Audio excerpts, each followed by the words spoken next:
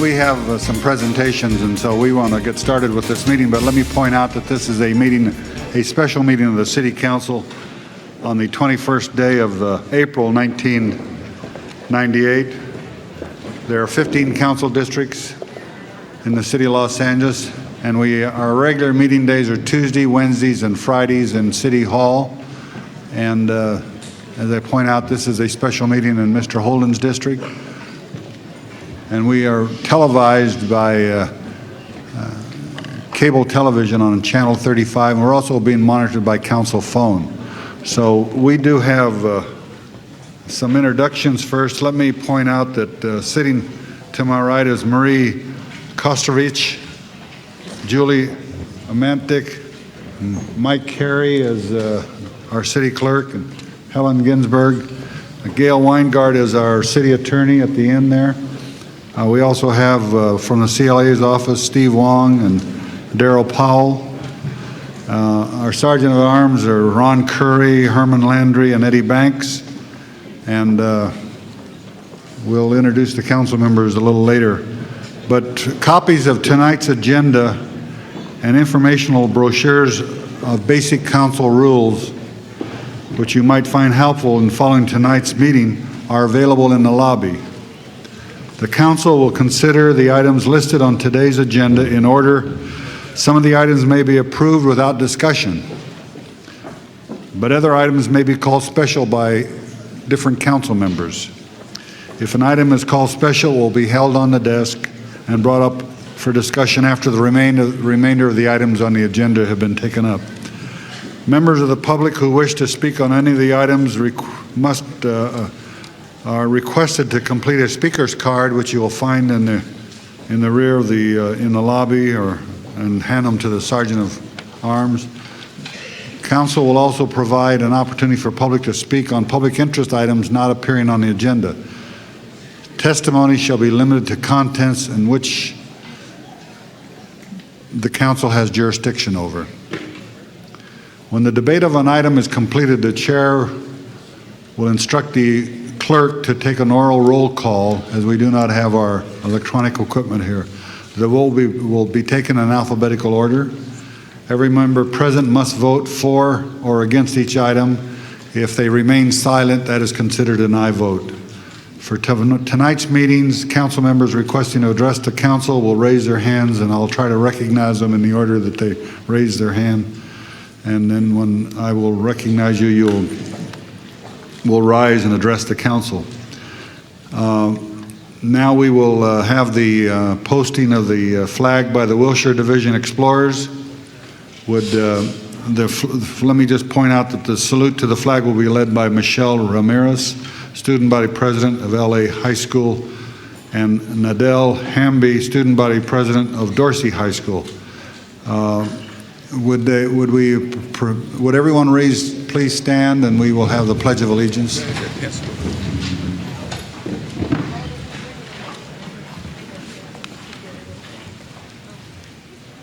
Okay. Yeah.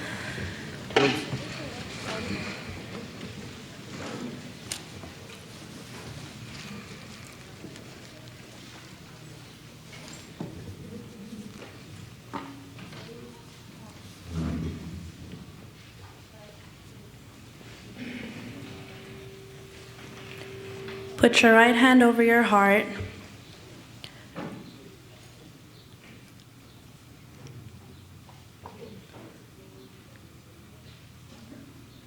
Ready? Begin. I pledge allegiance to the flag of the United States of America and to the republic for which it stands, one nation, under God, indivisible, with liberty and justice for all.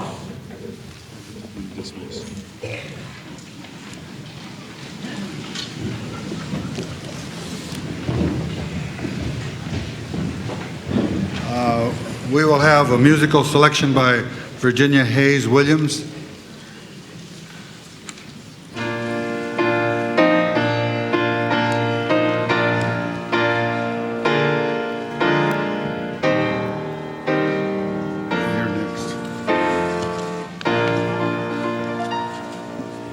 Mine eyes eyes have seen the glory of the coming of the Lord.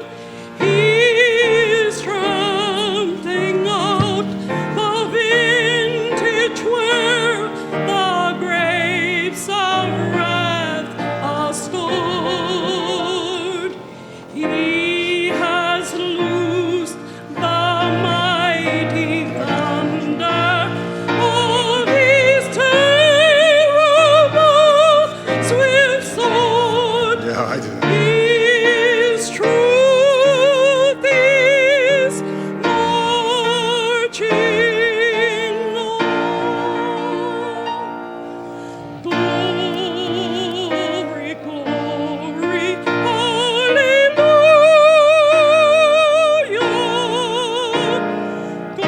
Glory, glory, hallelujah.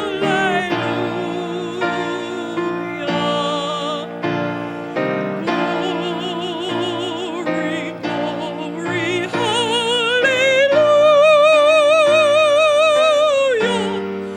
His truth is marching on. In the beauty of the lilies, Christ was born across the sea, with the glory in his bosom that transfigures you and me. As he died to make men holy, let us live to make men free, while God is marching on. Glory, glory, hallelujah.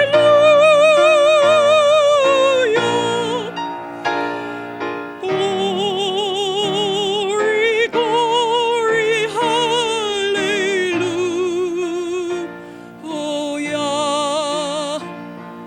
Glory, glory, hallelujah.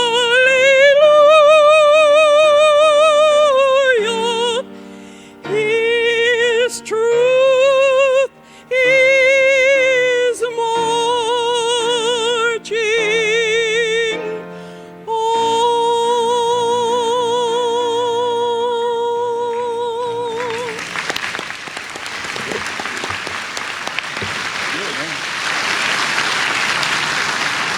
Mrs. Williams, thank you very, very much. That was beautiful. Thank you. Ladies and gentlemen, let me introduce my colleagues on the City Council. First, Laura Chick, the 3rd District, is there. Michael Fier, the 5th District. Mike Hernandez of the 1st District. Cindy Misakowski from the 11th District. Rudy Savornich of the 15th District. Rita Walters of the 9th District. Hal Burnson of the 12th District. And our host for tonight, the councilman of the 10th District, Nate Holden, and I will turn the meeting over to him.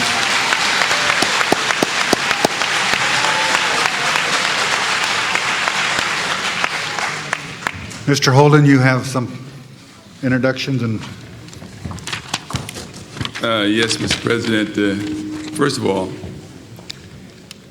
I've been living in this district many years, and I've been a council person for 11 years, come June 7th. And I must tell you, whereas we have been having district meetings throughout the city of Los Angeles, elsewhere in the most recent years, this is the first time that we've had an opportunity to bring the council district to the 10th District. And I want to thank the President, CLA, CAO, and the members of the City Council for agreeing to do this for us tonight, where we'd have firsthand knowledge, watch our government in action, and of course we have some very, very important people here to speak to you. We have the police chief, Chief Parks, will give you a summary of how crime is going down and hopefully going to go away like we're going to ask him to do and take it away. And we have Rec and Parks General Manager who will talk to us about the gymnasium that's going to be built here at this prestigious high school. And we have the CRA is going to be here, Redevelopment Agency, and one other department that will be giving us some information in its background and what they're doing and how they're helping us in this district. But as you already know, Lacey's is a very, very important school. Los Angeles School for Enrichment Studies is one of the most prominent, prestigious educational facilities, not only in this local area, but certainly state of California and in the nation. It has received many, many, many credits. For an example, this school, Lacey's, provides an educational program from grades 6 through 12. Students are placed in according to skill levels rather than grade level. The curriculum offers a course of studies that develops academic, athletic, and artistic abilities. The senior high school programs offers a full range of advanced placement classes. And dig this, 100% of the graduates are eligible for college.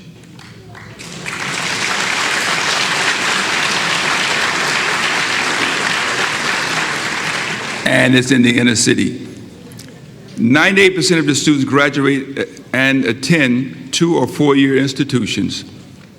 From 1992 to date, this school has received numerous honors, distinguished schools by the California State Department of Education in 1992, National Blue Ribbon School by the United States Department of Education in 1993, top ranked school in the state by the California State Department of Education in 1994. Just can't go any higher than that.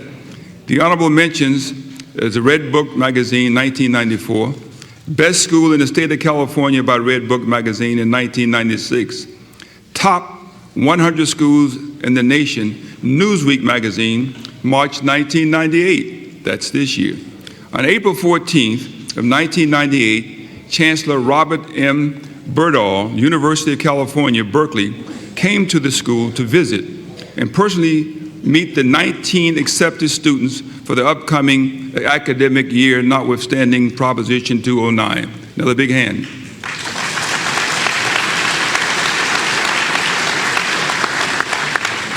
So many of Lacey's students have gotten accepted into Berkeley that the chancellor had to come and see for himself what is taking place at this fine school.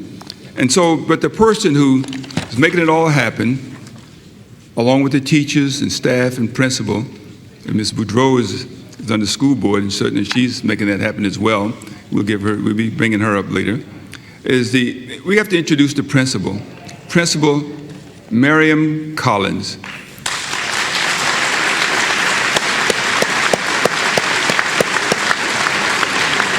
As she comes to the microphone to give us a welcoming statement, I'm going to say here are some of the highlights of her resume.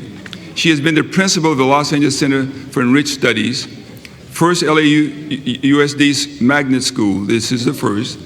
She was formerly the assistant principal at Jordan High School and a counselor at Lacey's here, and at Mount Vernon Junior High School here. She is a former English teacher and special education counseling. She has received numerous awards and recognition for her accomplishments in education, and we would like to thank her for hosting the City Council this evening. Ms. Marion Collins, please, thank you.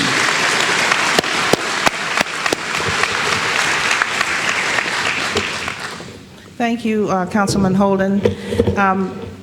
I want to welcome all of you here. I've only had the pleasure of being acquainted with 3 or 4 of you, certainly Honorable Rita Walters, who was my school board member and my boss for many, many years.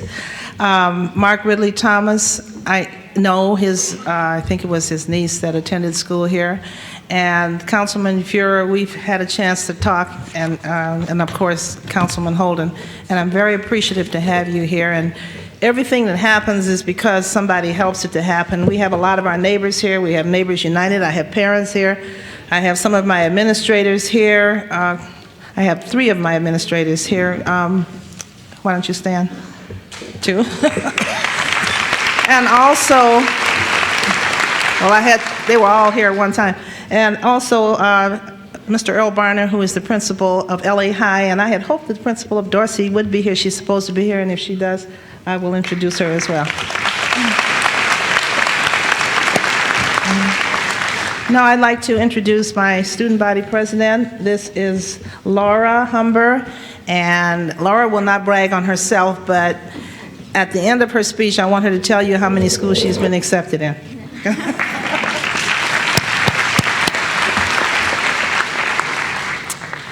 Good evening. My name is Laura Humber, and as she said, I'm the student body president here at the Los Angeles Center for Enriched Studies. I would like to start off by saying how proud and excited I am to have the Los Angeles City Council here with us tonight. As Mr. Holden said earlier, we are a blue ribbon school, and we recently were ranked among the top 100 schools in the nation regarding the availability of advanced placement courses here at our school. With such strong academic opportunities here, it's no wonder that so many students go on to institutions of higher education and thrive. This year alone, we had 19 students accepted to UC Berkeley, another 16 accepted to UCLA, and many others who plan to go on and attend Harvard, Yale, Spelman, Morehouse, MIT, and Stanford. There's so many. In addition to our development within the classroom, we also have a very diverse group of students who attend here. They add so much to our environment, and through a positive exchange and interaction, we're able to receive an even greater education outside of the classroom as we do within. Ms. Collins asked me to mention some of the schools that I was accepted to, and I was accepted to Yale, Princeton, Harvard, Stanford, UCLA, Berkeley.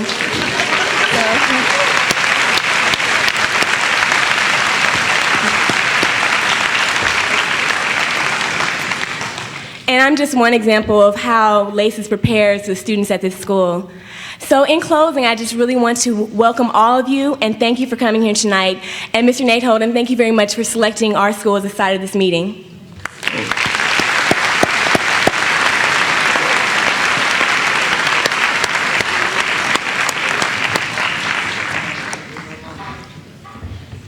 Thank you. We like that. Mr. President, members, there are a number of people in our community who are actively involved in supporting the government and making their neighborhood and communities a better place to live. And we have some of them here tonight that we can't recognize all by name, but at least they deserve to be acknowledged. Many of them are block club captains, and they have worked in that position for a number of years, and many of them are just community activists. And for the work that they have done, the City of Los Angeles is on record in congratulating these individuals. And whereas we can't do it as individuals because there's so many of you out there, and you receive your certificate as you came in by alphabetical order, hopefully, we're going to ask you to stand, and some of you are from Mr. Fuhrer's district, but there's kind of overlap, and we work very well together. My district is bounded by Mr. Michael Fuhrer, Mr. Ferraro, Mr. Mark Ridley Thomas, Mr. Hernandez, and they're all here today. But Mr. Burnson, he's way in the valley, but that's part of my district as well. So I'm going to ask each and every one of you to stand who's received those certificates so you can be acknowledged. The TV cameras will scan the audience and raise them up so we can see you. Don't just stand, that's right. Stand up, hold them up, hold them high, stand up. I don't see your certificate, hold it up there.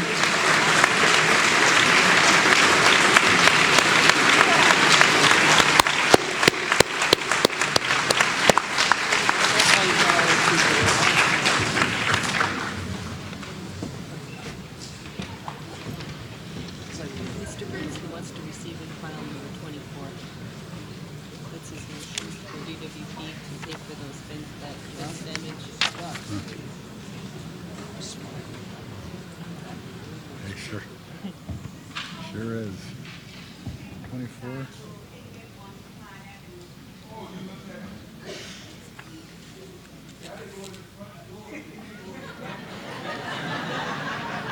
I mean, you got to go in the front door.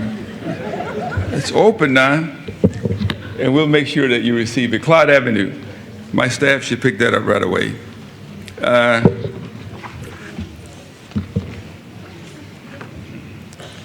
We also have here, I have about 3 or 4 of these. And the first one, of course, you've already heard from the student body president. Ha, ha, ha. This is Laura Humber. She's been accepted to almost every school that offers, open their doors for acceptance for higher education. And we don't want to rename them, but certainly we would like to congratulate you, a certificate of appreciation for what you've done for us, and especially here at Lacey's, for your outstanding commitment to your peers, your school, and to the 10th District. We join with the City Council, and thank you for doing an excellent job as the student body president of Lacey's, and for your willingness to always serve and serve the community around you. You may be successful in all your future endeavors, and that's going to be for sure. Give her a big hand.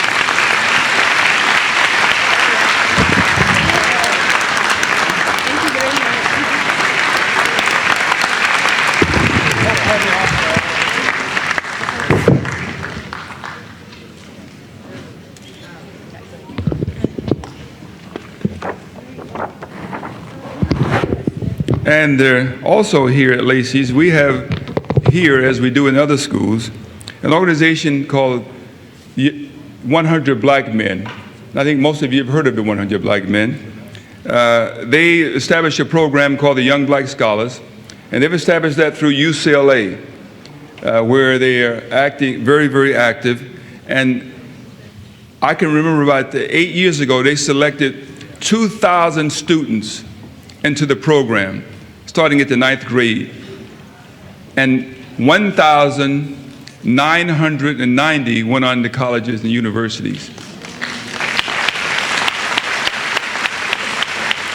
It just proves it shows you that if someone cares and willing to participate and help, it will work. So here at Lacey's, they have a program called Young Black Scholars, and we're going to present this to the person who's in charge of the young. That's you, Miss? Actually, it's my assistant principal, and she's here, but not in the room. But she's here, but she's not in the room. Then I'll just present it to you. You're the chief around him, Miss Marion Collins. This is for Young Black Scholars on the outstanding effort to further the education of African American youth at the Los Angeles Center for Enrichment Studies. I join with the Los Angeles City Council in acknowledging the many ways in which you have enriched the lives of students through scholarships, workshops, and positive education experiences. You are most deserving. Thank you very much. Thank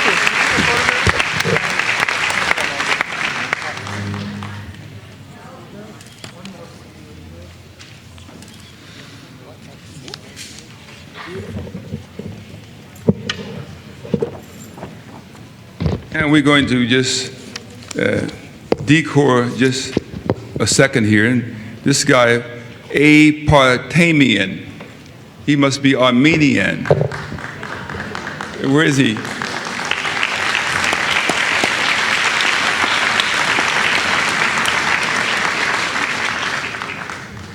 You don't even look 50 years old. He tells me he's 50. I eat my own food. He's old. On 50 years of excellent service to the community, I join with the Los Angeles City Council in honoring your commitment to your customers and to providing a good business, eat. You may continue to be successful in the years to come. Try another 50. Thank you. I'll try to.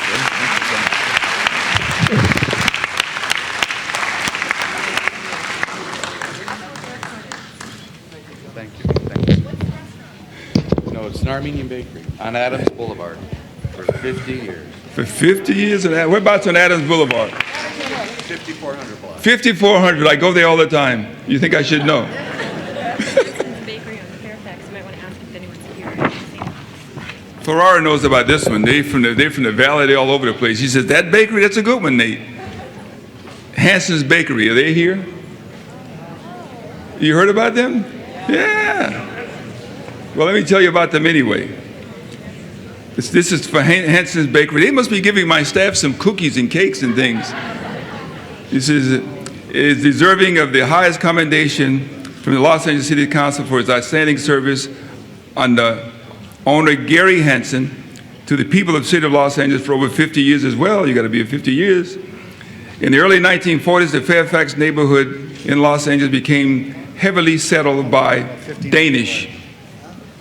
Whereas in the Hanson family's history, Gary Hanson, great-great-grandfather, was a pastry chief to the King of Denmark, and we all knew that.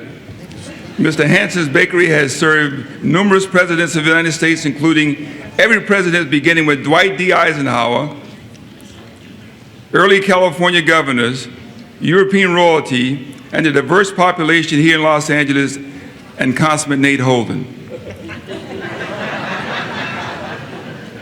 And Mr. Hanson's Bakery has been so successful, they have been established as a Beverly Hills, location in the 10th District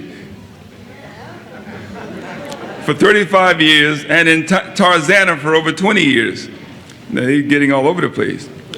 Gary Hanson's son, Patrick, is currently the 8th generation pastry chief. Now, therefore, be resolved that by the adoption of this resolution, the Los Angeles City Council honors Hanson Bakery for its outstanding contribution to the people of the city of Los Angeles, all over the valley and all over here, and wish Gary and his family continued success in the years to come. And when we want pastry, we have to let you know, because we have to have pastries. Marguerite, Jackie. Give me Jackie's first. Oh, is she here? Jackie DuPont Walker, are you here? No, she's on her way. She's on her way. Herb Weston, are you here? He's on his way. He's there. He's right behind you.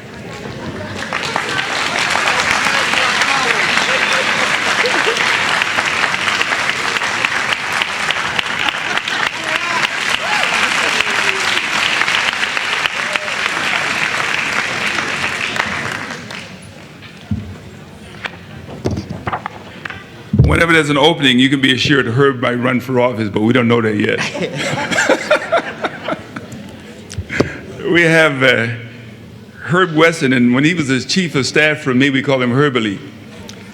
But it's Herb, is that right now? Yes. And he got a junior at the end of that, too. Whereas Mr. Herb Weston is deserving of the highest commendation from the Los Angeles City Council for over 20 years of dedicated service to the community. As a public servant, he has touched the lives of thousands of people as an approachable and practical leader who achieves results. Herb has worked tirelessly to develop and to implement public policy and programs which greatly benefit the lives of working men and women and their families. As Chief of Staff for the 10th District Councilman, they put my name in Herb, Nate Holden. Herb honed his professional skills in the district serving the people and their communities. He currently serves as Chief Deputy to Los Angeles County Board of Supervisor Yvonne Brathwaite Burke. Herb has actively waged battles to reduce crime and violence on our streets, and his effort toward businesses and jobs expansions and beautification for our neighborhoods are still a forefront of his goals for the future. Just the beginning, Herb. We expect more of you. Herb has devoted personal time to being a solid role model for his sons by volunteering as a coach and mentor to young people involved in sports activities. And one of his sons is going to be a real pro. He has received numerous awards and acknowledgments for his community and civic work, including Outstanding Community Service Award by the Mid-City Chamber of Commerce, and for his direct assistance to neighborhood businesses and community entrepreneurs. He was named Man of the Year by Young People for Young People. That's pretty good, young people like you. A community-based organization serving youth in the greater Los Angeles area. And he was awarded Living Legend by Concerned Black Women, 1996. They like it, Herb. Now, therefore, be resolved by the adoption of the resolution, the Los Angeles City Council honors, they never honored me, Herb J. Weston Jr. for his outstanding contribution to the people of the city of Los Angeles and wishes him and his family continued success in the years ahead here in Los Angeles, Herb, and in Sacramento.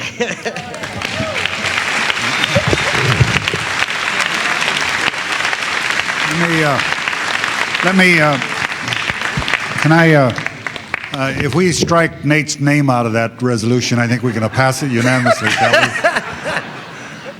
Nate, I want to say that you honor a great individual. Herb Weston is a very capable young man, and he made you look good when you were in the city council.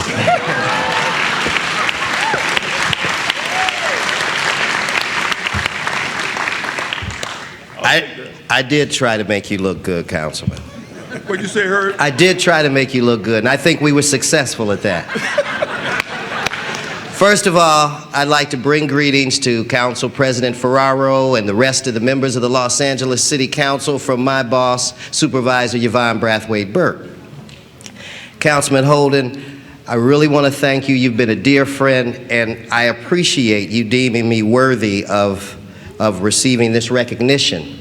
But I'm doubly honored because I have an opportunity to receive this in the district where I worked with so many people in this room. They trained me. You taught me. This is not my award, it's yours. So I accept this on your behalf, but since there's so many of you and just one of me, I'll keep it at my house. Thank you, thank you.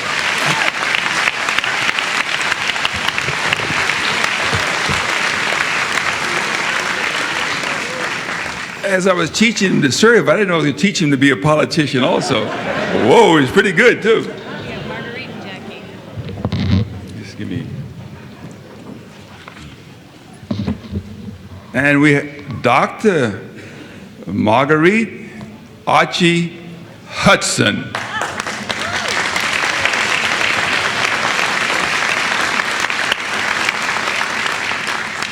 Take my pulse. Not that kind of doctor, dear. Don't call me dear. Oh, that's right. Don't hug me.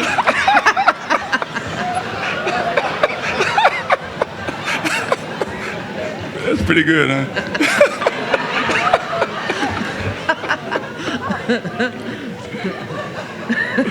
Where's the Dr. Marguerite Archie Hudson is deserving of the highest commendation from the city of Los Angeles for over 25 years of dedicated service to the community. And whereas Dr. Archie Hudson holds a BA degree in psychology at Talladega College in Alabama. Say it again. Hey. Hey, hey. A master's degree in counseling from Harvard University and a PhD in higher education administration from UCLA. Golly. You did all that without those extra laws and protection and stuff like that? That's right. You're pretty good. She currently serves as a senior policy advisor to Chrysler Stairs. Crystal Stairs. Oh, it's Crystal Stairs, Inc., a child care management agency, and as a public policy consultant to several agencies. Dr. Archie has been an active member of the Democratic Party for many years. She is also a member of the Democratic National Committee and currently serves on the Rules and Executive Committee on the Democratic Party, of the Democratic Party. That's pretty good. You're high up there. Just tell them to do right. Her extensive community service includes serving on the board of directors of the Janine Jensen Center, Inc., Genesee Center, Inc., a domestic violence center, the Wiley Speech and Language Center, and the Board of Trustees of Talladega College. Marguerite Archie Hudson served for 8 years as an elected official of the Los Angeles Community College Board of Trustees and recently completed service as a member of the Los Angeles County Board of Education, appointed by Supervisor Yvonne Brathwaite Burke. She currently serves as the only member of both the appointed and elected Commission on Charter Reform for the City of Los Angeles. Do me a favor, don't change anything. It's working. No broke, don't fix. She was elected to 3 terms in the California State Assembly, where she was chair of the High Education Committee. While there, she also authored into law major legislation in the areas of healthcare, education, technology, consumer protection, and economic development. She has worked at every level of education, including serving at Locke High School, Occidental College, UCLA, and the California State University system. Now therefore be resolved by the adoption of this resolution, the Los Angeles City Council honors Dr. Marguerite Archie Hudson for her outstanding contribution to the people of Los Angeles and wishes her continued success in years ahead. And the wings are under your wings. The wind is under your wings.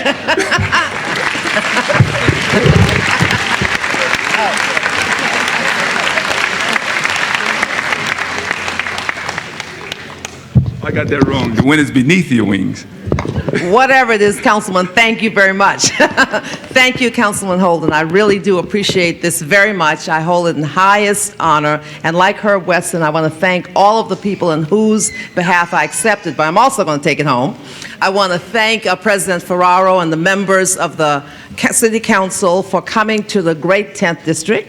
And I want to thank all of you for being here. This is truly an example of democracy in action when the government comes to the people, and the people clearly, as this room shows, shows that when government comes to the people surely come to government. It is a wonderful, wonderful partnership. We thank you very much. We thank you for being here, and I thank you again, Councilman Holden. Mike, let's get over there. Only me. Okay, Jackie DuPont Walker, did she show up yet? All right, fine. Okay, Jackie DuPont Walker is the Charter Commissioner. She was elected, very active in the community. We all know her well. Give her a big hand as if she were here.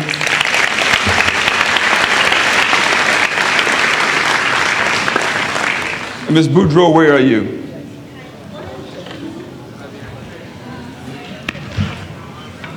Ms. Boudreaux, come down here and get credit for all the things we've done good in this school and this community. Give a few remarks. Well, thank you very much. You know, I had to be here tonight because I'm indeed elated to be standing on the school site where both of my sons graduated from this school when it was called Pasteur Junior High School. And I'm standing on the site of a school that had 100% college-bound students, and my granddaughter is in 11th grade here. So next year, she will be going to college.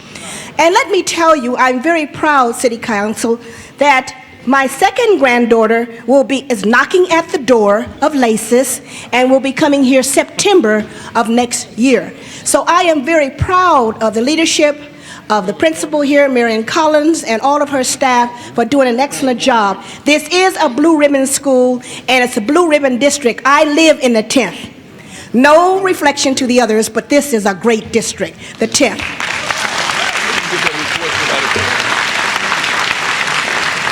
And I say to you, I am so proud that you came to the community. This is really great. The very first time in history a chancellor visits this school. And you know when the chancellor will spend an hour and a half talking with seniors, I think that's a mark too. Thank you, and we look forward to you coming back, and thank you for coming to District 1, my district.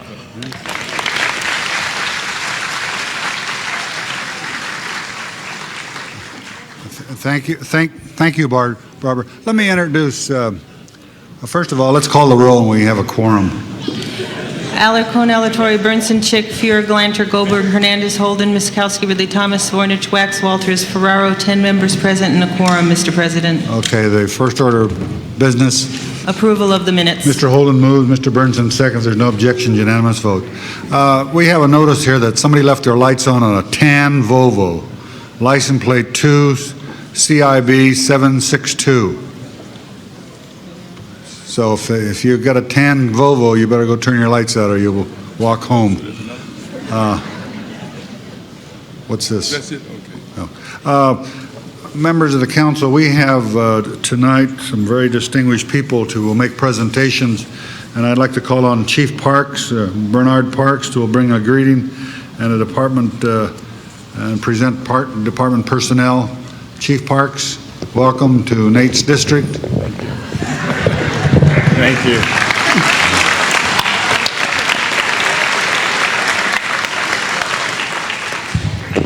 Mr. President, members of the council, thank you very much for the opportunity to make some brief remarks. We certainly appreciate the opportunity to be a part of this council meeting out in the community. I think before I make some comments, I'd like to introduce some people that, although the chief of police gets a lot of commendations about the progress within Los Angeles Police Department, the people that really do the work and that are out in the community, and many of them are here today. And we have representatives from at least 3 of our bureaus that provide police service within the 10th Councilmatic District. We have Deputy Chief J.I. Davis, Commanding Officer of South Bureau.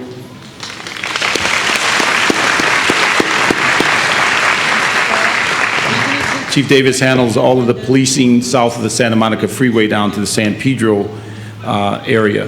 We also have Commander Betty Kellepez, Acting Commanding Officer of West Bureau.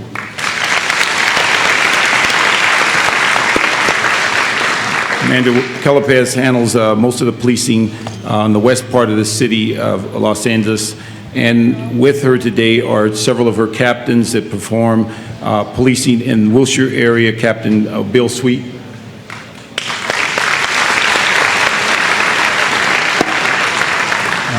Captain Paul Kim from West LA. And we have Captain Alan Kirstein from Pacific area. We also have with us today a person that recently was reassigned from West LA and currently the commanding officer of Rampart area, and that's Captain Mark Lee.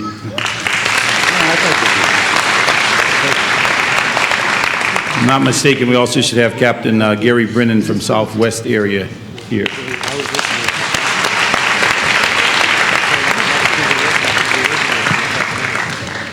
What I'd like to do is just give you a quick overview of a couple of crime stats, and then I have to go to another meeting, but allow our command staff that's here to remain and answer any questions you may have regarding specific issues.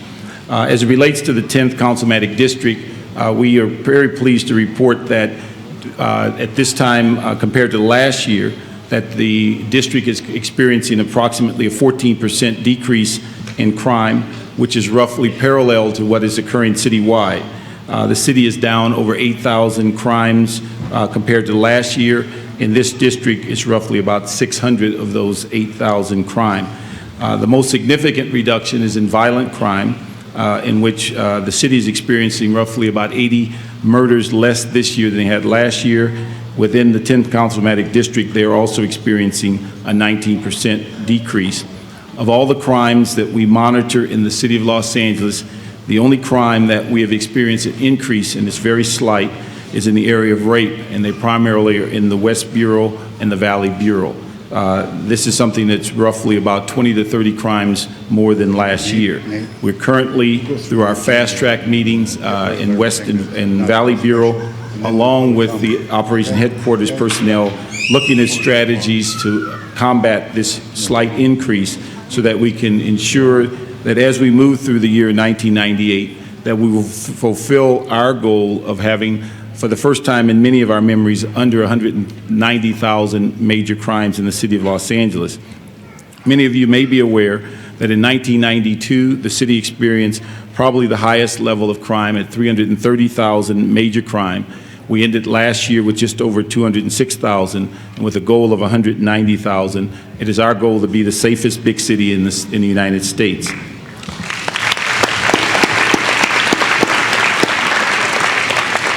We have primarily attempted to address this by a number of issues of reorganization to ensure that our personnel are more responsive to the community needs. And I think the other issue that we're most proud of is dealing with what we call fast track, in which we're using real-time statistics to evaluate our deployment and to address what we call clusters or spikes in crime in the community. Our Deputy Chief and Commander here will certainly be able to address it more in depth. But just as a thumbnail, what it provides this department is the ability on a weekly basis to talk about our primary initiatives, which is crime, fear of crime, traffic, and dealing with the public order. We also have the ability to address many issues that deal with risk management and how we manage our personnel. And in the very near future, we will have the ability to address what we call problem solving, or how we're addressing ingrained problems in the community. These are things that we think will assist us in fulfilling all of our goals for this coming year and in the future, but it all is evolving around our ongoing and long-term relationship and networking with the community. And as we bring more of an involvement of the business community, particularly the security industry, we believe that we will have the network, in addition to working with county and city government, to move towards what we think the future is, and that's community-based government. We believe that we have listened to the public, addressed many of the ills and concerns that they have, and are prepared to develop the strategies that we believe will take us to our goal this year.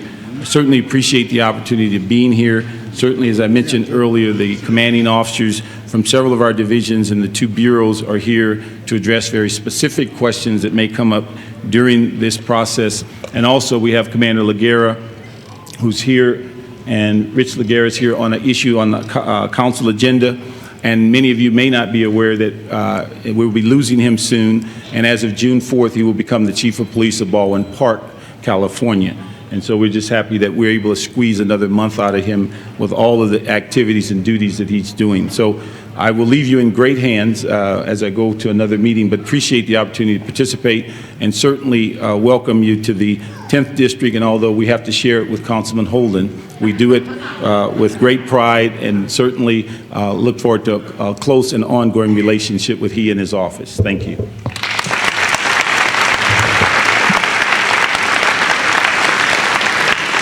Thank you, Chief. We do appreciate you coming tonight. We know how important this information you gave the the people in the 10th District, and we, Chief Davis, did you want to say something? Well, I was going to just following up to what Chief Parks has said. If there's any questions as it relates to fast track, we'll do the questions later. Okay. We also have with us tonight Department of Recreation Parks General Manager Jackie Tatum. Jackie Tatum, Mr. Holden would like you to give a little report on recreation facilities.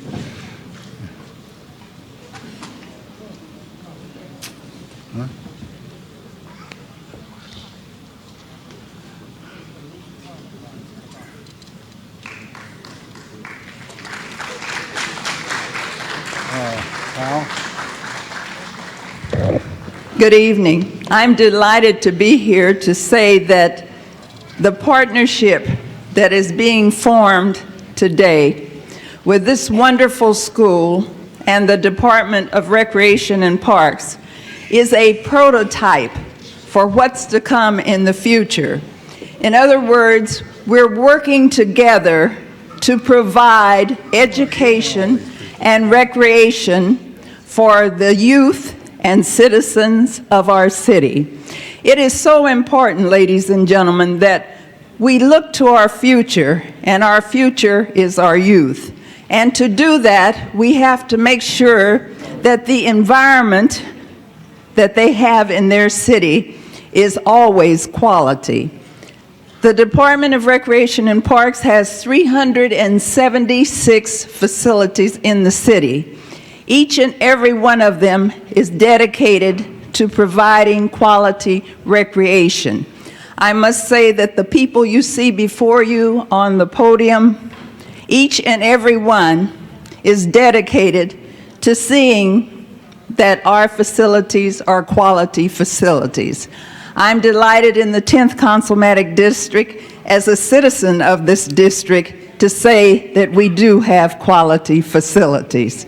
And if we continue to work together with the Board of Education, with people like Marion Collins and the staff here at this facility, and Barbara Boudreau, I want to thank you, we will have more recreation facilities available for all the citizens of this city. Thank you so much, and I'm delighted to be here with you this evening. Okay. Thank you, Jackie. Mr. Holden? I think it's the department, Rec and Park, is set aside about $800,000, I believe it is, $800,000 toward the construction of a gym that's been long overdue and needed. And working in this collaboration area with us. I have had a great time working with Jackie and everyone from your team. Your team is superior, and you're working with us. I chair up with LA Unified, the cities, county, and community relations, and you have really bonded with us, and thank you very much. And we will take the $100,000 and run with it to build this gym. you're talking about me, right? That's right. Okay, all we need now, the city has already approved setting aside the $800,000+ for this facility, using our money. Give us a hand. And we have signed off on the memorandum of understanding, the MOU, and you've taken care of Ms. Boudreau, and now it's in the hands of the principal, the superintendent. We're going to get him moving on it, and it'll be a done deal. And I want to thank you. Thank you, Mr. Holden. Next, we're going to call on John Malloy, the CRA Administrator. John. Mr. President, members of the council, Councilmember Holden, as you all are aware, the redevelopment agency works on 2 redevelopment project areas in the 10th district. We work very closely with the councilman's office. Know what you are doing for us in the 10th district in the development field, redevelopment, new development, and that's why I thought it was important for you to come down to give us a short synopsis. Thank you. Thank you, Councilman. We have 2 redevelopment project areas in the 10th district. One is our Mid-Cities redevelopment project area, which focuses on the commercial corridors along Washington, Adams, Venice, Crenshaw, Pico, and Jefferson. And it's focused primarily on getting new commercial development and commercial rehabilitation in those areas. We also have an important project area, the Wilshire Center Koreatown project area, which is bounded by Wilton, Hoover, Olympic, and 3rd, but focuses primarily on Wilshire Boulevard as well as Western. We have, under Councilman Holden's guidance and leadership, initiated a number of projects and programs in this area. In the Wilshire Center Koreatown project area, for example, we've been a participant in the new streetscape project that's going in along Wilshire. For those of you who haven't had a chance to go down Wilshire here recently, with the new streetscape and improvements that are going in there, the place is looking really good. We've participated with the Parks Department in developments at Lafayette Park and Ardmore Park. We also helped the city's Cultural Affairs Department in bringing the neon signs back to Wilshire Boulevard. And if you've noticed those neon signs, they are really looking like they used to in the old days, and we're very proud of that accomplishment.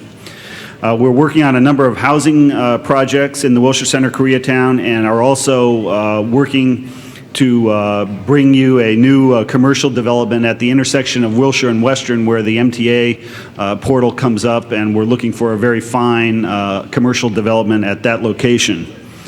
In the Mid-Cities area, we're working hard to put together a program to take care of the issues of graffiti and litter.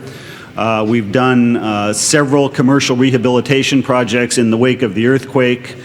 We are working on design guidelines for the new commercial development to try to bring quality commercial development to those corridors. Trying to follow up on the Lanny project along Jefferson. And we've gotten a new targeted neighborhood initiative, which is one of the city's programs to focus community development block grant funds in specific areas within the city. One of those areas is along Washington Boulevard between La Brea and Western. There we're looking at street trees, facade improvements, improvements to the commercial corridor, housing rehabilitation, and programs for first-time home buyers. So I think we've got, again, under Councilman Holden's direction and leadership, a real good program going for the revitalization of this community area. I do want to introduce the deputy of the agency, Roy Willis, as well as Ed Soleil, if you guys could indicate over there, who are working very hard. And I cannot conclude without recognizing the project area committees. These are citizens, volunteer citizens, who spend a tremendous amount of time and effort working with the agency to bring forward projects and programs in these redevelopment areas.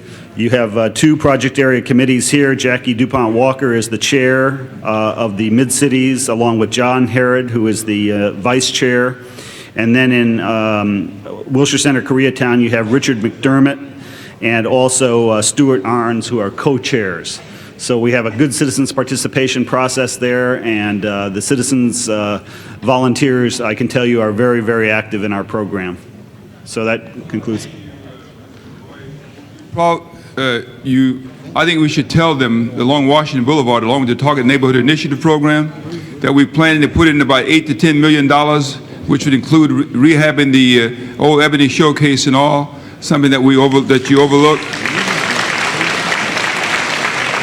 I want to repeat, we're putting about close to $7 million in that building. Is that not, Mr. Malloy? Yes. I want you to say it. Say it. We've been able to put together a financing package which includes funds from the Community Development Program as well as the Earthquake Recovery Program, and working with the Public Works Department, we put together a real good package to bring back the Ebony and to have a first-rate, city-owned, I might add, theater on Washington Boulevard for everyone to enjoy. Thank you. Thank you. Thank you. Thank you, John. Now we're going to call on our General Manager of the Department of Water and Power, David Freeman, and Drew Stones. If you want to add anything on as Public Works, you're welcome. Mr. Freeman, the people are concerned about. The people obviously are concerned about those water rates and sewer service charges, and that's why I brought you out here. So you can talk about the bills, and would you get into that briefly for us, or have one of your staff people do it? Thank you. Well, first I'd like to have an opportunity to thank you for inviting me and having us out here. This gives me an opportunity to let all my customers know that we provide water at reasonable price and electricity at 20% lower than the Edison Company, but we don't have a dadgum thing to do with the sewers. We have the honor of collecting the money for the sanitation department and making all y'all mad. And I apologize for that, but that blessing is conferred upon us by the city council, and we are very obedient and cheerful about it, but we have to do it. Now, I would like to invite Ms. Ann Gagney to join me here. She's the division manager of the Bureau of Sanitation, and I'm sure she could explain to you why the sewer bill is so much higher than the water bill. Up and do it. Okay, Drew, you explain the sewer service charge. Go ahead. I'll have Ann explain it after that lead-in. But let me just start with what the bill pays for, so you have an idea of where your money's going. It pays for the sewer pipes in the ground that take your wastewater from homes and businesses to 4 treatment plants. The 4 treatment plants treat that water and make it safe to discharge into the LA River and into the oceans. It pays for all the operation and maintenance of the system, and we have one of the largest systems in the country. And it pays for any capital where we have to replace, and those of you who have heard about the sewage spills that occurred during the rain recently, we have sewer lines that do need replacement, so it'll be paying for that. Just so that you know, so you have some sense of reference, LA City, on average, the residential homes in LA City pay around $24.31 a month. In San Francisco, they're paying $40.35 a month. In Oceanside, $28.35. In San Diego, it goes up as high as $45.69.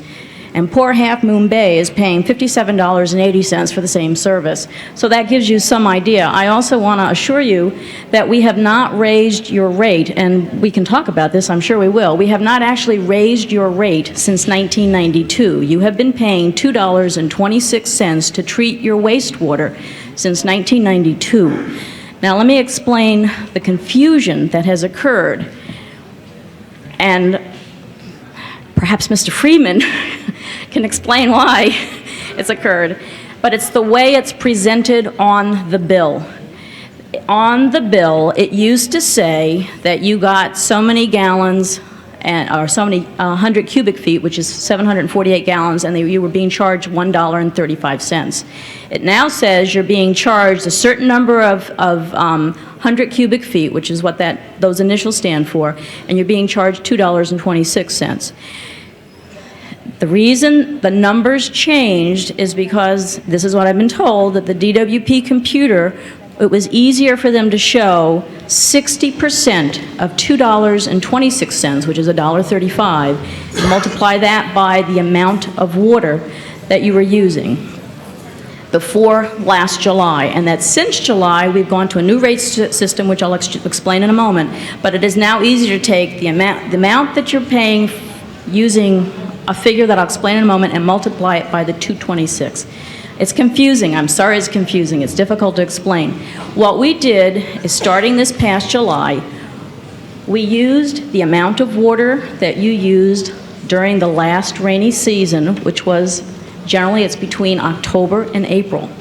And we decided that that represents how much is really going into the sewer, as opposed to the lawn or washing your car or some other, filling a swimming pool or some other outdoor activity.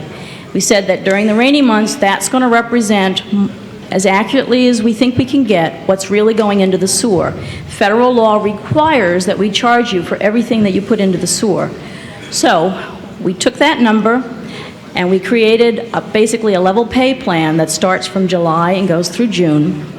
You pay that amount of money pretty much every month. It only fluctuates because of the number of days in the bill. So you are still paying $2.26 for your water, for your sewage treatment. And the reason it looks different on the bill is DWP is displaying it differently on the bill. And I'm sorry it's so difficult to understand. It's a tough thing to explain, but there has not been an increase in the amount that we charge for treating your wastewater. Okay, thank you very much. Thank you, Mr. Freeman. Members of the council, we have some items that the agenda we want to go through, and those items that are called special and those items where we have cards, we'll hold those on a desk. Then we'll have the public comment period, because there are a lot of people here that normally do not come to the council meetings downtown, and we don't want to hear from them. So would we go start with... Mr. President, that's good, and we'll go that way, but at the end of going through the agenda initially, we probably want to hear very briefly about 3 minutes on the PACE program, which is the Target Initiative program, which they have to pay for, and that's why they're here for that. You don't mind, okay? Okay. So that'll come up. All right, let's take the next items. Items for which public hearings have been held, items 5 through 9. Okay, are there any specials by council members? 5 through 9? 5 through 9? 5 is an ordinance, so we'll withhold on that. An ordinance, the first reading of an ordinance there must be at least 12 votes, and it must be unanimous. And we don't have 12 members here tonight, so we will call that, we'll withhold on that, and it'll go over 1 week. And so we'll have 6 through 9. Call the roll on those items. Alarcon, Burnson, Chick, Fuhr, Hernandez, Holden, Miskowski, Swornich, Walters, Ferraro. Aye. 10 ayes. Those are approved. The next items. Next item, Mr. President, items for which public hearings have not been held, items 10 through 31. Okay, we have a request by Mr. Burnson on item 24 to receive and file. Is there any objections to that? Seeing none, that'll be the order. We have cards on 19, 20, 21, and 28. and a card on 31. So we'll exclude those. Are there anybody want to be heard on any of the other items?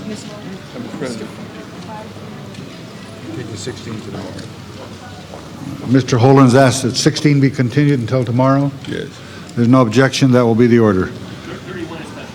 31 is special. And Mr. Chair, requested to be, for number 20D to be continued, or received and filed. Which one? 20D.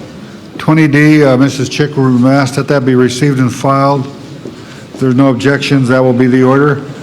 Okay, all right. So prepare the roll on the balance. We have 10 through 31 with the exception of 16 that's been received and filed. No, 16 No, that's been continued one day. 24 has been received and filed. And 20D. And 20D.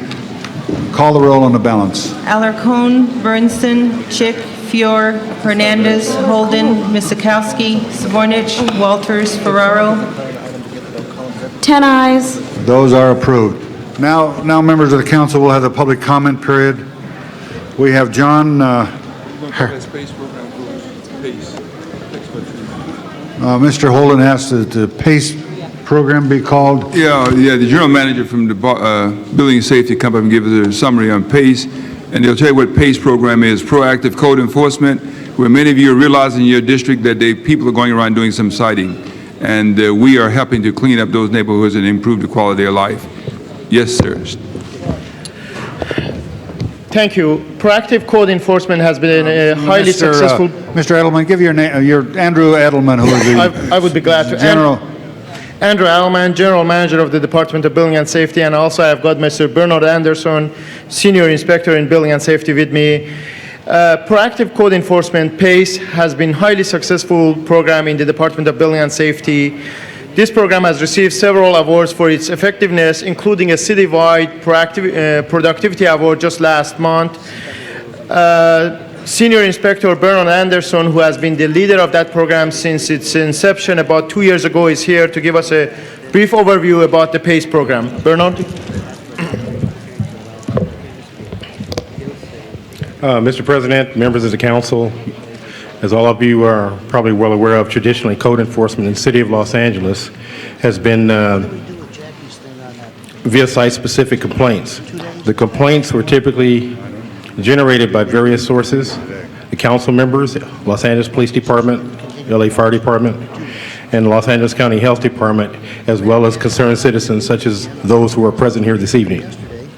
The complaint usually was site-specific, and it would not include the myriad of problems that were so commonly seen throughout the various communities, which were plagued by blight, graffiti, open storage of wrecked and operable vehicles, the maintenance and repair on basic properties. Additionally, the former inspection techniques did not cause an overall visual improvement within a geographic area. The proactive code enforcement team was established as a one-year pilot program in 3 communities of Council Districts 8, 9, and 10. The geographic areas were selected by council members, had to qualify as low, moderate income areas to meet CDBG block grant language. Primarily, one PACE team consists of 11 members. That's including 1 senior building inspector, 6 inspectors, 1 deputy city attorney, 1 city attorney hearing officer. The staff was provided additional training in public relations, Department of Transportation, citations, code enforcement as per a fast-track system to generate higher levels of compliance, and problem solving. And that was done to change the way building and safety was viewed as a governmental inspection agency. The PACE program has been extremely successful in a pilot program with close to 4,000 sites inspected, over 2,000 orders issued, and almost 85% compliance rate. The PACE program is currently being utilized in the Mayor's Targeted Neighborhood Initiative, also referred to as a TNI. We are impacting the Mayor's Targeted Neighborhood Initiative program in Council District 6, 10, 13, and 14. Numerous meetings have been conducted with each of the interdepartmental teams of each targeted neighborhood initiative. In the meetings were ascertained what methods and agencies would be utilized within each TNI to bring about an overall change in quality of life issues within the community.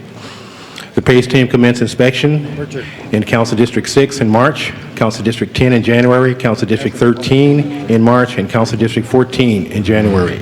Currently, we're working, as I said earlier, 6, 10, 13, and 14, and we've issued numerous orders to comply and are working well with the community.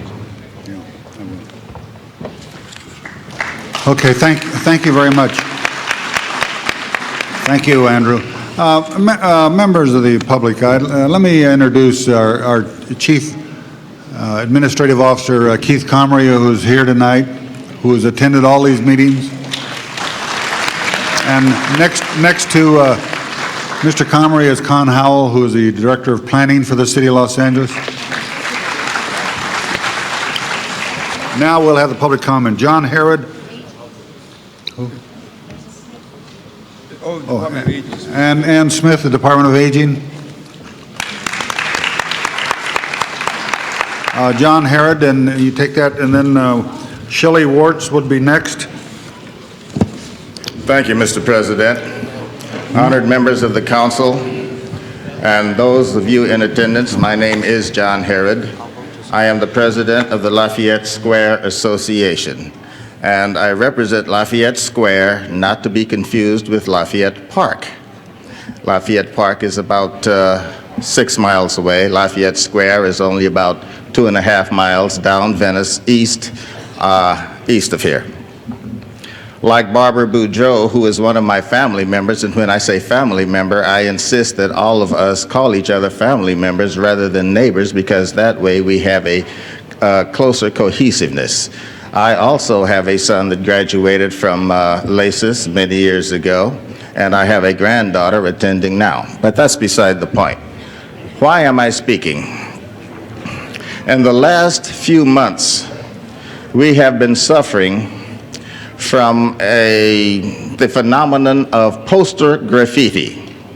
Those of you who live in the immediate area, I'm sure, if you go down Crenshaw, Venice, Pico, Washington, Santa Barbara, you have noticed these horrible, damnable signs, these posters. Yes, here's an example. Thank you, Rich. Here is an example of these things that are, there are some more over here. They're posted on every lamp post, every tree, every control box for signals, every space possible. We're sick and tired of it. They're horrible. Why do we have to put up with it?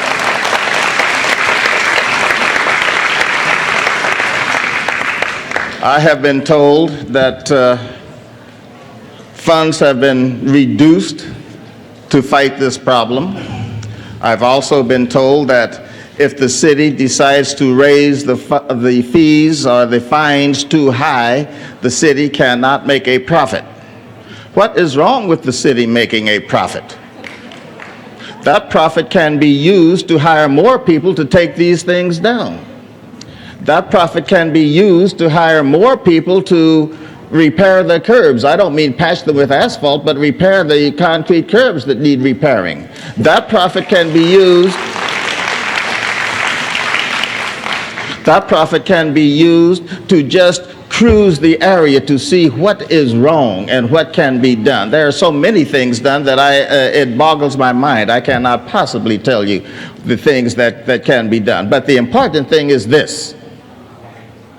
There was a time when I was born until I was a young man, Central Avenue was the spine of the primary minority culture. Demographics have changed it. Now Crenshaw Boulevard is.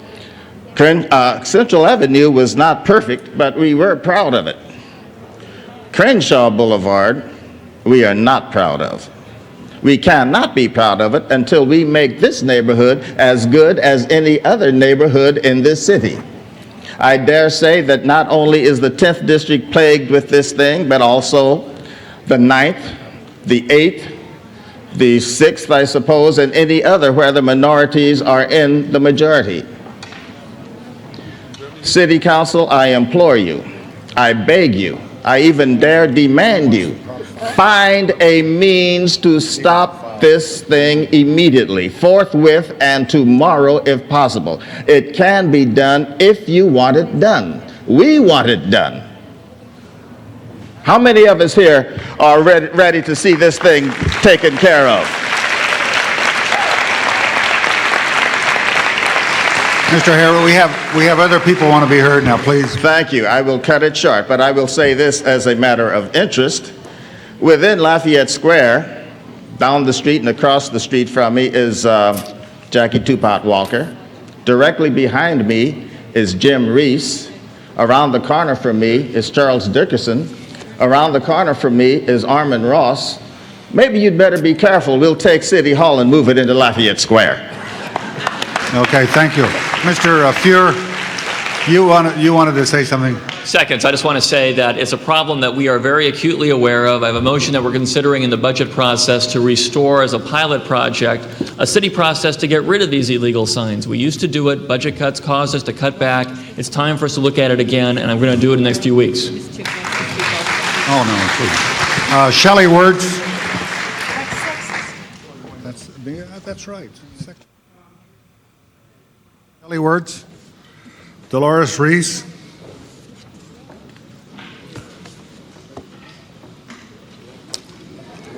It looks like the same subject. Yeah. Give it to Mrs. Chick. She wants it.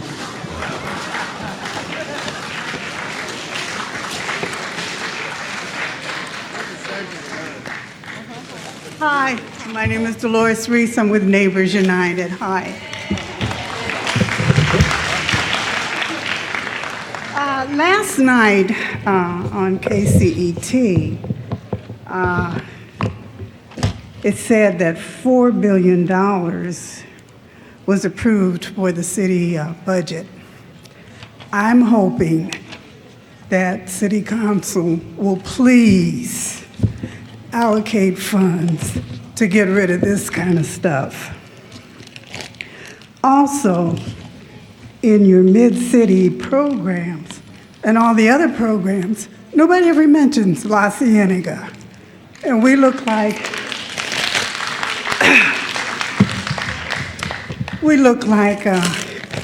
anybody's frontier town.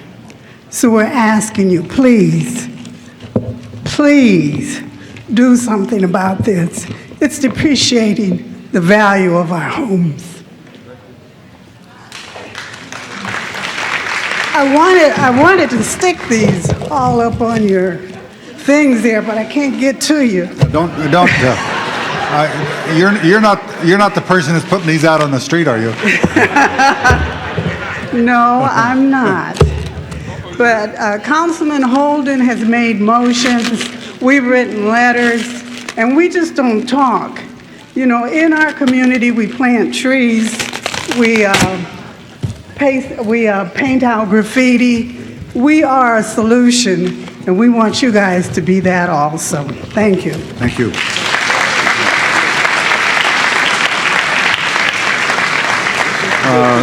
Justine Moore, and then Rich Waters.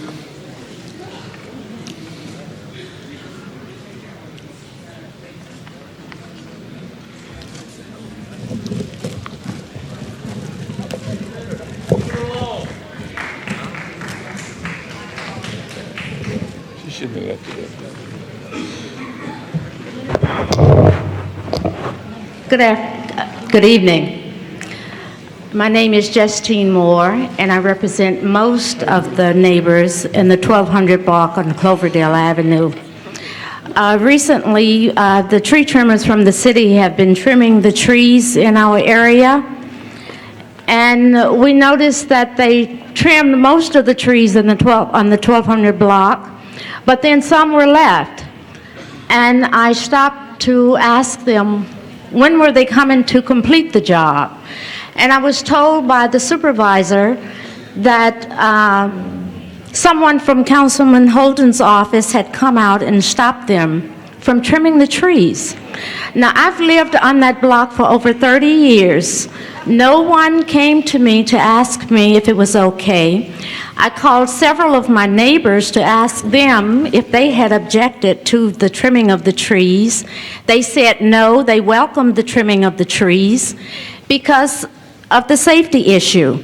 We all know when trees become overloaded with heavy limbs that there's a possibility of someone being hurt. Children playing on the sidewalk, riding bikes, skateboarding. I'd like to request from your office, Councilman Holden, that when something like this occurs in the future, that at least your representatives will contact some of the stable members of the block, rather than just someone calling in to complain.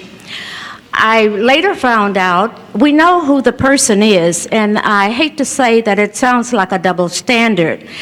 Last year, I asked DWP to install a light on the light pole, which they did, that I pay a monthly fee for the safety in the backyard and in the back of the property.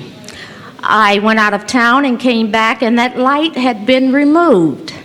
When I called DWP to find out what had happened, they said there was someone who complained every day, just complained that they finally had to come out and take the light down.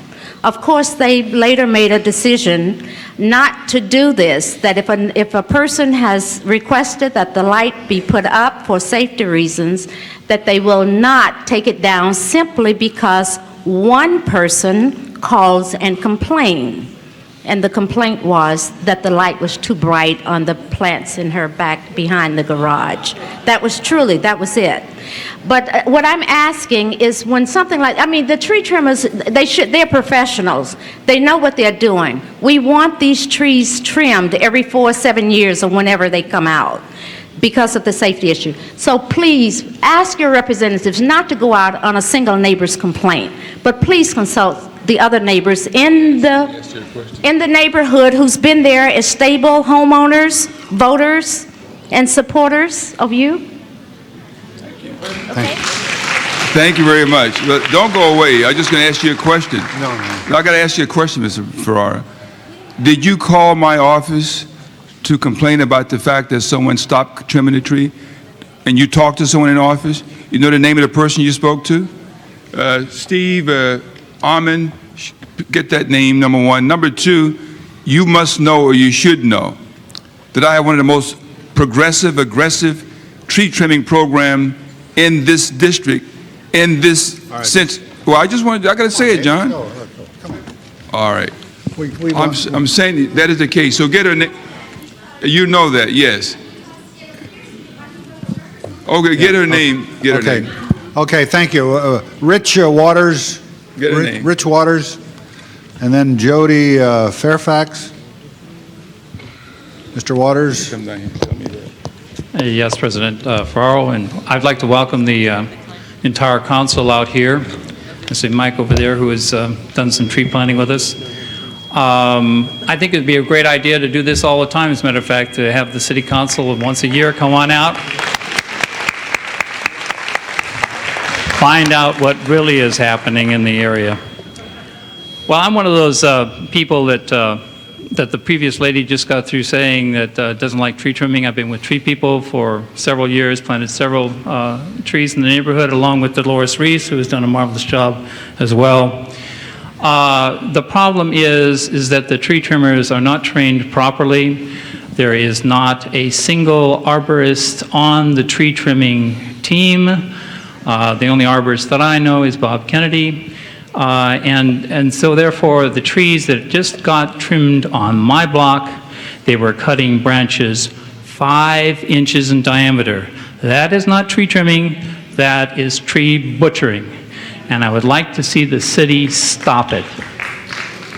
That's one item.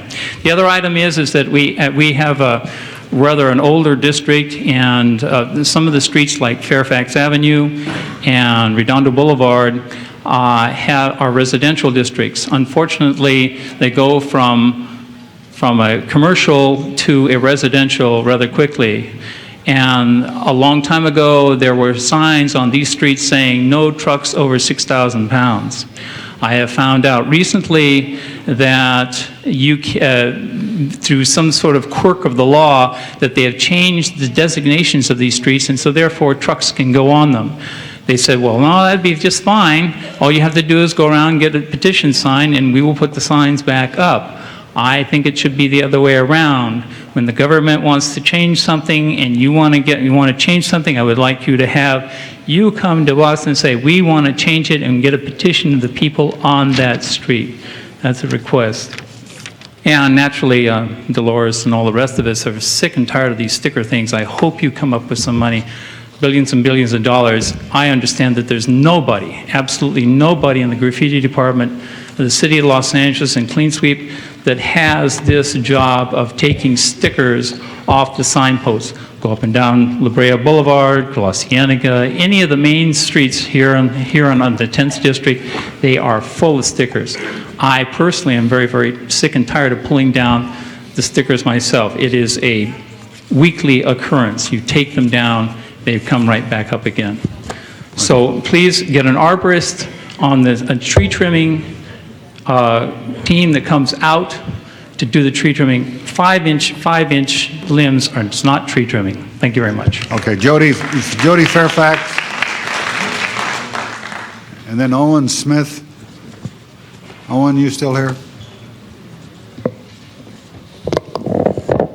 My name is Jody Fairfax. I reside at 715 South Normandy Avenue, number 325, LA 90005.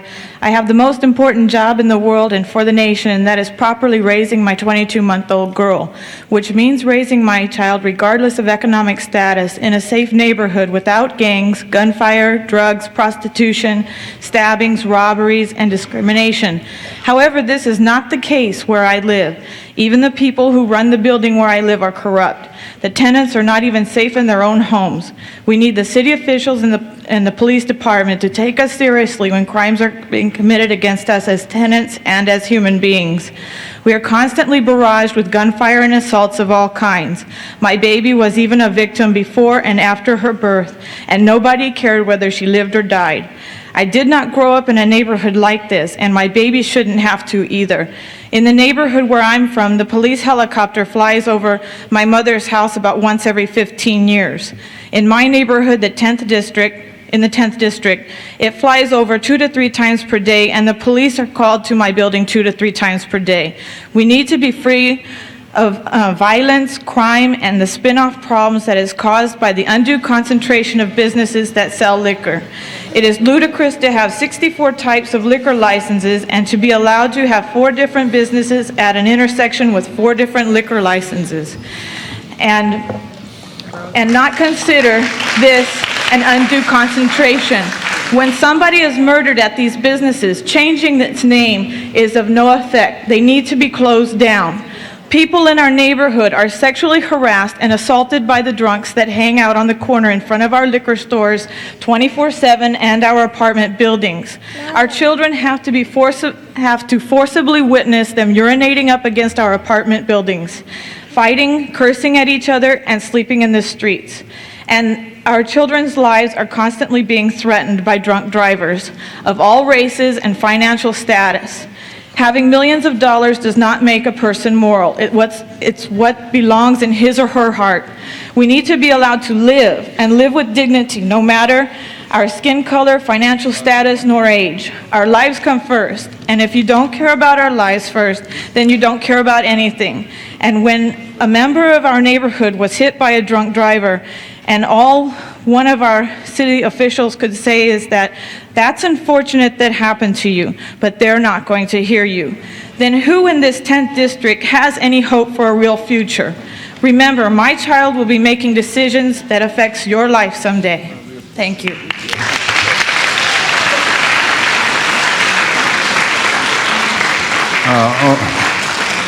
Owen Smith? Yes. I'm Owen Smith. I'm president of the Brookside Homeowners Association, a member of the Wilshire Homeowners Alliance. I had a question on the Korean Center Recovery Development Project area. I noticed that there's a dog leg there between 5th and 7th. And I note that that's part of the Park Mile Plan. And I was wondering, in the implementation of this redevelopment project area, is there a zoning change contemplated? Or is this just something that, to help people along? What area is that, Owen? Well, on the map, part of this area is in the Wilshire, is in the Park Mile Plan, and I'm just wondering about that area. We have some concerns about the development there at Wilton and Wilshire. What, Wilshire and where? Wilton. It's on the east side of the street. Yeah, on the east side? Yeah, that's in the 10th district. We have some concerns. As a matter of fact, last night at our Alliance meeting, we had quite a discussion on it. The homeowners are adamantly opposed to any zoning change. Well, you'll be notified if... Thank you. Okay, Susan Bursk and Carol Siegel.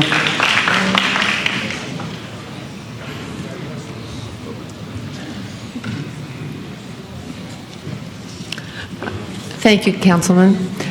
My name is Susan Bursk. This is Carol Siegel. We represent the South Robertson Neighborhoods Council, which is one of the livable neighborhoods council in both Councilman Fear's District 5 and both Councilman Holden's District 10. We have nothing to complain about. We want to tell you how proud we are to be able to share both districts with you for the revitalization of South Robertson Boulevard from National up to Cadillac Hillsborough. The past year has been a tremendous effort for everyone in the community, and we just want to publicly tell you how grateful we are, how much we appreciate your continued support. We invite you to come and visit us all the time, which we're going to see you on April 30th, I believe. We're having a community meeting. We're having our first Sorrow Festival on Sunday, June 7th, and there are so many wonderful, wonderful things happening there, and we just want you to know how much we do appreciate your continued support and help with everything. Thank you. Thank you very much. They are planting the trees and redoing the streets and areas, is that right? They get that done? Thank you for thanking me. Marguerite Strain. And then Andrea Lyle Wilson would follow. If you want to come forward, you can save a little time.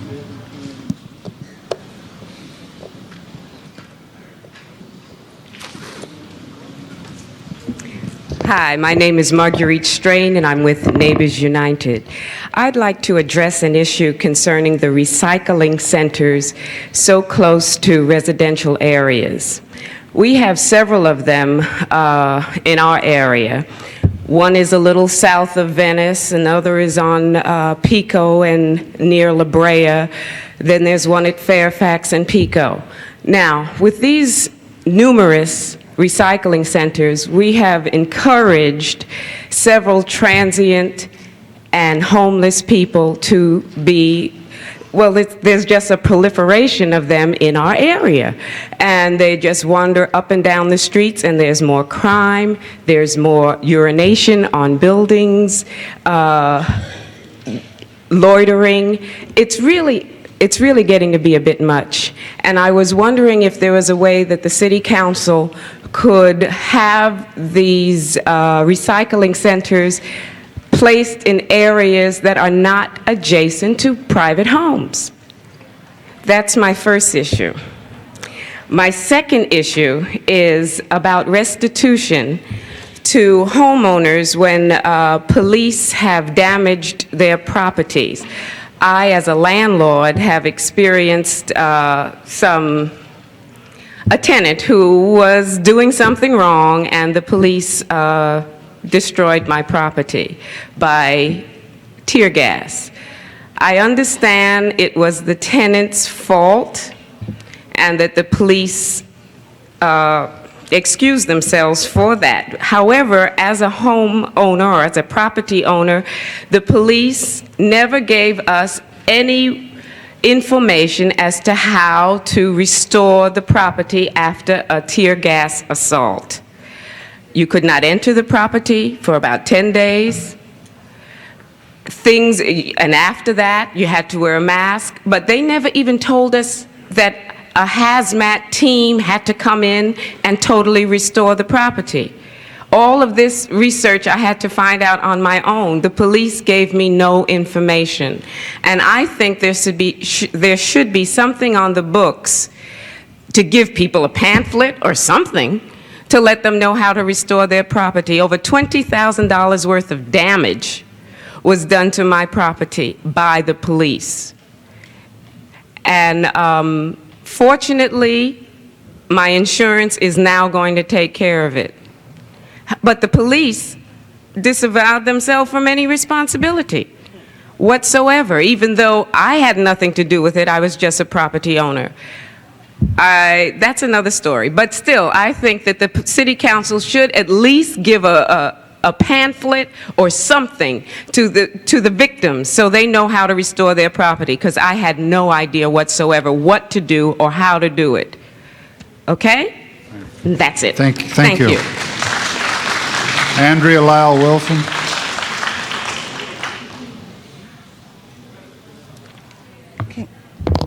My name is Andrea Lyle Wilson, and prior to the last election, the Pico Fairfax Neighborhood Association was promised that the trees would be trimmed and the streets would be repaved, and that was not repaired, but repaved. The trees were trimmed 3 days before the election, and we're still waiting for the streets to be repaired. I feel that if you can vote yourselves a raise, you should be able to repair the streets. The choice of knocking your car out of alignment or hitting a parked car to avoid a pothole are poor and unacceptable. Thank you. Milton or Million Gerber Jesus.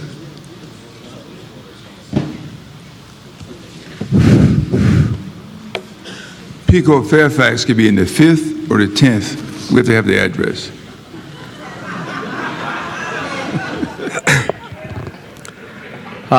My name is Million Ghebreyesus. All respected Los Angeles City Council, Mr. President, and all council members.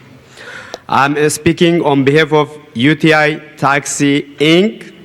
In Latin word, they call it Unión de Taxistas Independientes. April 8, 98 City Council suggests DOT and the DOT officer to get a report from individual drivers regarding our problem. Almost a week passed, nobody contacted us from DOT and Mr. Robert Camus up to now. We are not even work 7 weeks up to now, especially about our case, our problem regarding discrimination and investigation. We have a family to support. We like to work under UTI name as soon as possible. Thank you for to listen to us. All city council members, everybody here in the house, they have a family and we like to work, but our freedom, based on our council suggestion, nobody contact us. If there is a justice, today we have to prevail from the council. Thank you. Thank you very much. Jesse Johnson. Is there a Jesse Johnson that wants to be heard?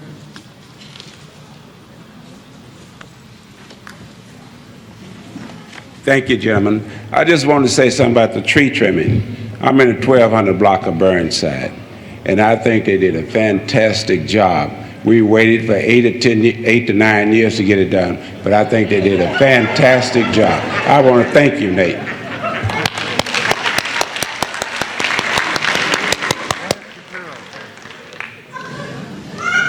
Leonard Shapiro.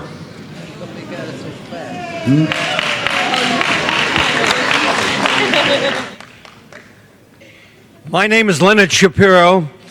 I'm a gadfly, which to people who like me means I'm a community watchdog. I'm also a columnist for the LA Watts Times. I want to just stick to the subject, Mr. Ferraro. Yeah. I just want everybody to understand that I, for one, appreciate this turnout, and I appreciate hearing from the community. I'd like to hear the beefs about the roads and the trees and the police damage and so on and so forth. This is the place to do it, and that's why over the last 2 mayoral campaigns in the last 10 years, I've been fighting to have community meetings, district meetings, right here, so people like you can come and have it, and have your say. Mr. Ferraro has come along with me in the last year and a half, and he agrees that it's a good idea. We've had about 12 meetings in the last 1997, 1998, and I think it's great. But one thing I want to bring to everybody's attention here, as well as to the city council, that it's not good enough for John Ferraro to think that my idea is a good idea. What's got to be done is there must be an ordinance passed. There must be an ordinance passed so that when this city council gets dismissed due to term limits, and there'll be other people in here, maybe they won't like to come out at night. It's a pain in the neck to come out at night. The bureaucrats don't like to come here. It's not the way to do it. We need an ordinance. You notice he's cutting me out without letting me speak for 3 minutes. I'm used to that. We don't give you 3 minutes, Mr. Shapiro. I know you Mr. don't. Shapiro comes to our meetings all the time. He's a regular. He says a glad nice fly. things about you. Yeah, they love you. They love you. Richard Robinson. Mr. President, members of council, the appointed City Charter Reform Commission meets in the Davidson Conference Center on the campus of the University of Southern California tomorrow. The elected Charter Reform Committee on the delivery of city services will meet day after tomorrow, Thursday, at Water and Power in 111 North Hope Street in the conference center at 5. Tuck Hayes. Thank you.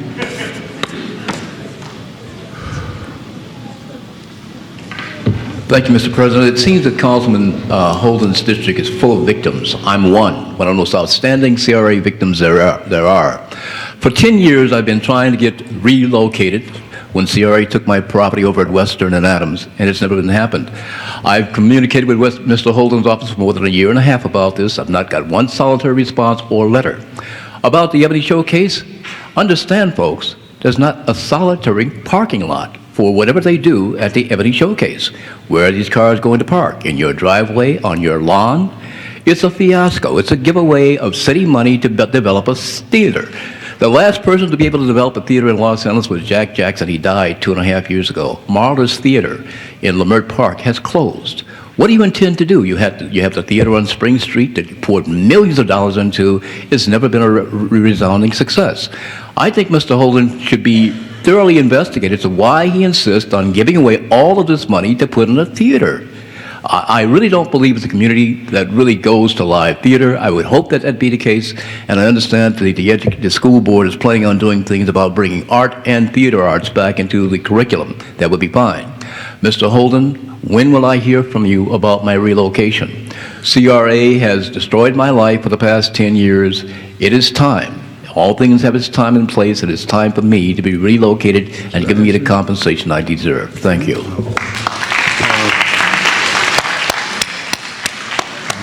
Jackie Ross.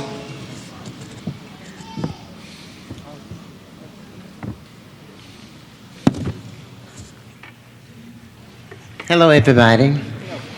I'm Jackie Ross, and I'm not here to raise hell, Nate. But, you know, I would like to say it's nice to see Nate again, Mike Fuhrer. I happen to know Mike from the Wilshire Police Department.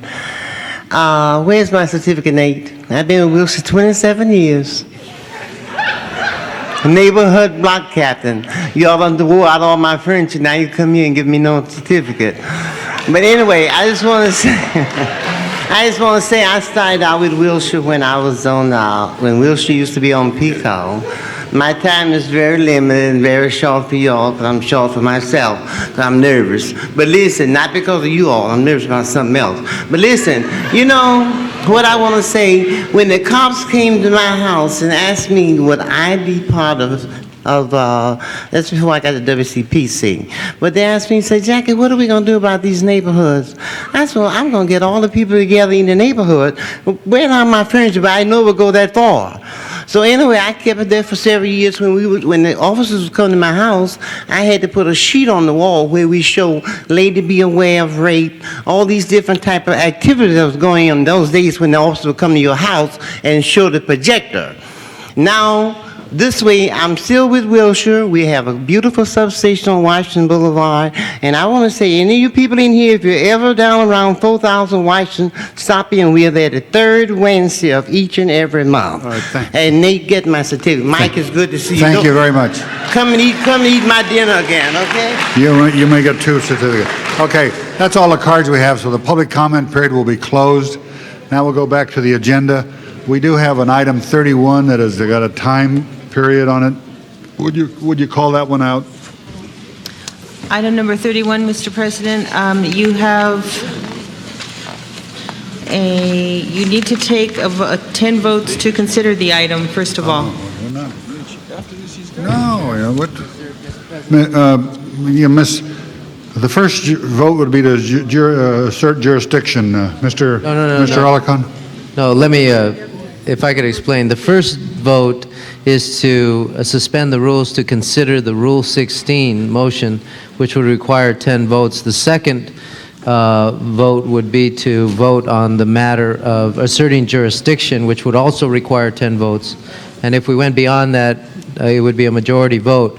I'm asking all my colleagues to vote in unison to give the union the opportunity to present some information to you that I think is very positive, but we have to vote 10 votes to consider the Rule 16 motion, not to consider the issue of jurisdiction.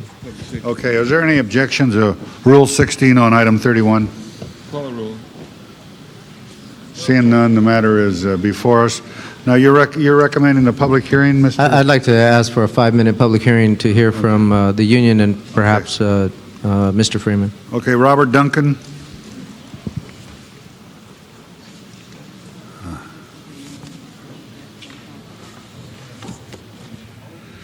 Mr. President, members of the council, the hour is late and I'll be very brief.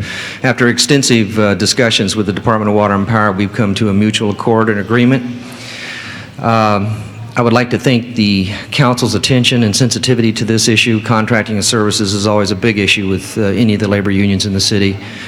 And today, this morning, we came to an accord, and I believe that agreement will probably go forward in the future, and hopefully we can work better together. Thank you very much for your support. John Pulskamp. John Pulskamp, and then Daniel Schneider.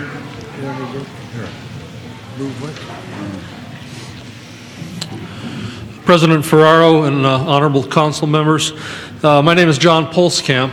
I am a long-time employee of the Department of Water and Power, nearly 35 years. And in the past, I also was a member of the Board of Governors of the Engineers and Architects Association. I wasn't aware that something has been agreed upon, and I hope that it's something that's worthwhile. But regardless of that, I would like to encourage the council to continue to be vigilant, because it is apparent to me that our current management at the Department of Water and Power is willing to ignore our contracts with them. In this case that we're talking about here, with this contract that was going through for this firm, Fleshman Hillard, violated at least two articles in our contract. One that forbids the department to contract out work at the same time layoffs for that kind of work are going on. That was one thing. And the other thing is that it was about 10 years ago that we worked very hard to come to an agreement with the Department of Water and Power on how contracts were to be reviewed and looked at by the union in order to avoid these kinds of conflicts. And we have in place a process whereby the union is supposed to be notified about contracts like this and given an opportunity to discuss it with management before it goes forward. That process was ignored, it wasn't used, and management was aware of it because it was pointed out at the board meeting a couple of weeks ago, but they moved on it anyway. So I encourage you to be vigilant and watch. We may need to come back to you again. Daniel Schneider.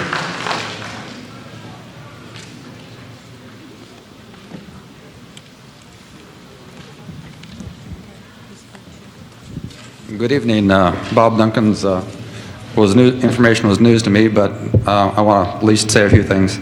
My name is David Schneider. I work for the Los Angeles Department of Water and Power in the Corporate Environmental Services Business Unit.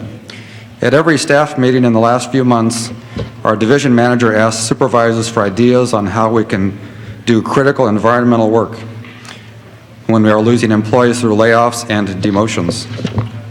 At these meetings, the only answer seems to be contract out, the new mantra of water and power management.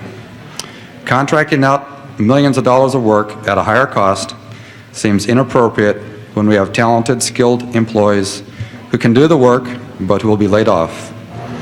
Many of the employees to be laid off and replaced by future contracts are women and minorities. I'm hoping that you can send a clear message to Water and Power to abide by existing MOUs and show some understanding for the talented employees we have. Thank you. That closes the public hearing. Mr. Alarcon? Yes, council members, the Prop 5, the existence of the Prop 5 rule that allows us to assert jurisdiction over volunteer commissions when we believe that their actions need further review is something that gives us the power to ensure that our commissions have acted properly along with our departments. In this particular case, there was a concern expressed because there were targeted layoffs that were going to be negatively impacted as a result of this contract. There were some concerns with regard to whether or not a legal bid process was employed, and I'm very pleased to report that the union was able to work with Mr. Freeman to bring agreement, and all the jobs that were targeted are now going to be incorporated into the work being completed by these consultants. So there will be no layoffs as a result of this contract.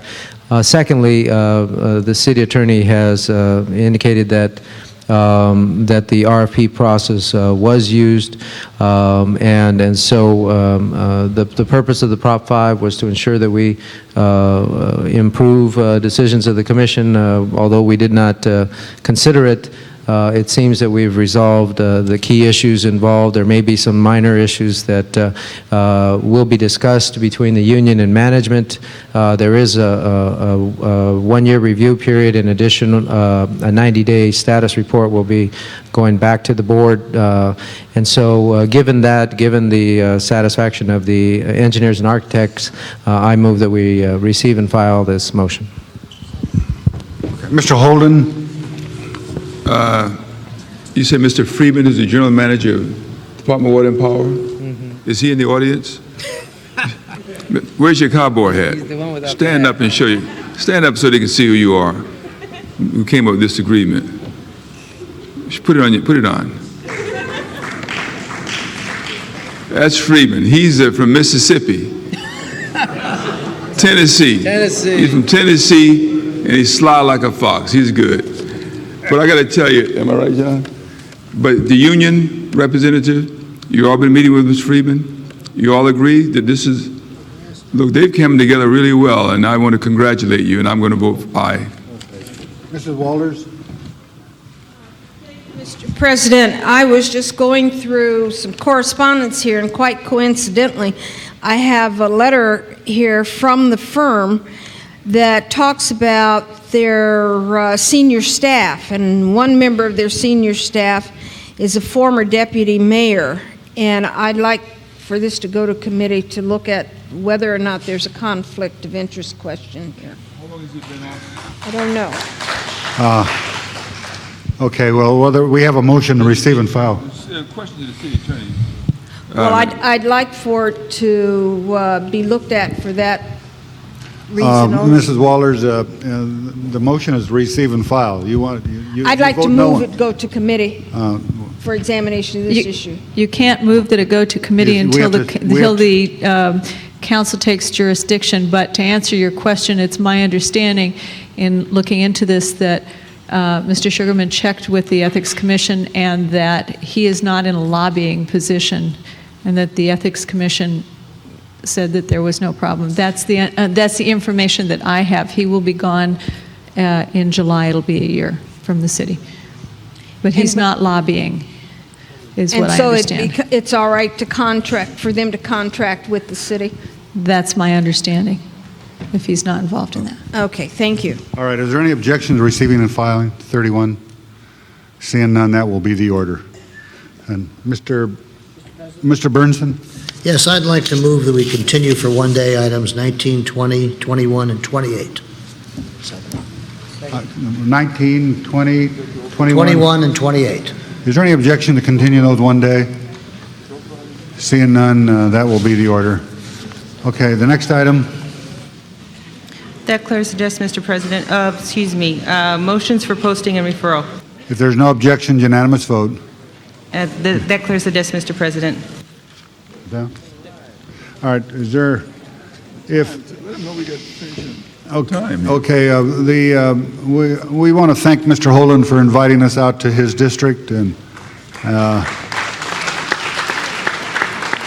I think the meeting was very informative, and I think that we all learned a lot about Nate Holden. And if there's nothing else before us, this meeting is adjourned.